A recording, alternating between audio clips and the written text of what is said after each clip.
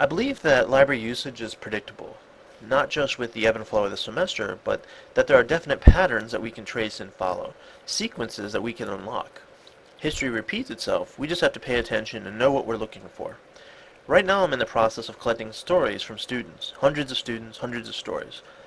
How do they perceive the library? How did they first learn about services? How do they use our spaces and web tools? And importantly, how does all this change over time? When you talk with students, themes begin to emerge. When you start connecting those dots, you see how everything fits together. You see what has an impact and what makes an impression on them and what's really important.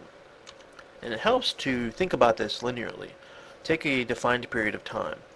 Could be a semester, a full year, even the total time that someone spends at your institution, from day one until graduation, and you plot their library usage. And this is what I'm really interested in, and that's following a student's growth. Early on, they may use a particular set of services, printing, the internet, the cafe, study space, and then with each semester, that usage evolves.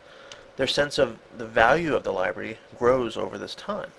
And the thing that really drives me is to understand how can we make students more aware of library services earlier on?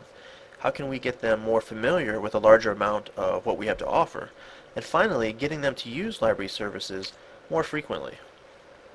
So if this image represents a typical library experience, the way that we increase usage is by offering students new encounters, different types of transactions and interactions. These could be social, cultural, academic.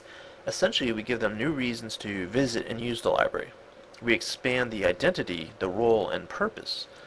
And so what I'm really studying now is the DNA of the library user. This lets us see why some people become regular users and others don't. Why some people use the library heavily and others avoid it.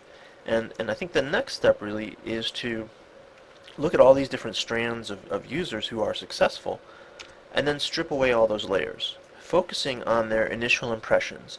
And then this kind of allows us to pinpoint those key moments, those key experiences, the key services, and the different factors that influence what made it work for them. This insight can help us configure or maybe reconfigure the library. Our physical spaces, our websites, our outreach methods, our instruction programs, our events, collections, our services. It all comes down to designing and building better library experiences.